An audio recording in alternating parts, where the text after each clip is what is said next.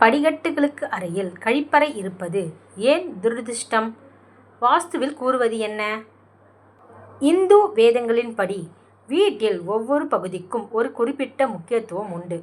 வீட்டின் வடபகுதி பொதுவாக குபேரன் தலமாக கருதப்படுகிறது. படிக்கட்டுகளுக்கு அடியில், குறிப்பாக வடக்கு திசையில் கழிப்பறை கட்டப்பட்டால் அது குபேரனின் கோபத்தை ஏற்படுத்தக்கூடும். இது நீதி சிக்கல், சொத்து இழப்பு மற்றும் சீரழிவுக்கு வழிவகுக்கும் என கூறப்படுகிறது. குறிப்பாக படிக்கட்டுகளுக்கு அடியில் உள்ள இடம் பெரும்பாலும் புறக்கணிக்கப்பட்டு கழிப்பறைகள் அல்லது சேமிப்பு அறைகள் அங்கு கட்டப்படுகின்றன. ஆனால் வாஸ்து விதிகளின்படி படிக்கட்டுகளுக்கு அடியில் கழிப்பறை கட்டுவது ஒரு பெரிய தவறு. வாஸ்து சாஸ்திரத்தின்படி படிக்கட்டுகளுக்கு அடியில் கழிப்பறை இருப்பது எதிர்மறை சக்தியை குவிக்கிறது. இது குடும்ப உறுப்பினர்களுக்கு உடல்நல பிரச்சனைகள், மன அழுத்தம் மற்றும் நிதி பிரச்சனைகள் ஏற்படுத்தும்.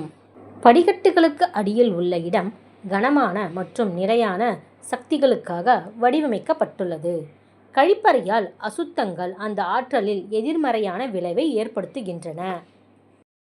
குடும்பத்திற்குள் மோதல்கள் அதிகரிக்கக்கூடும். குழந்தைகள் படிப்பில் கவனம் இழக்க நேரிடும்.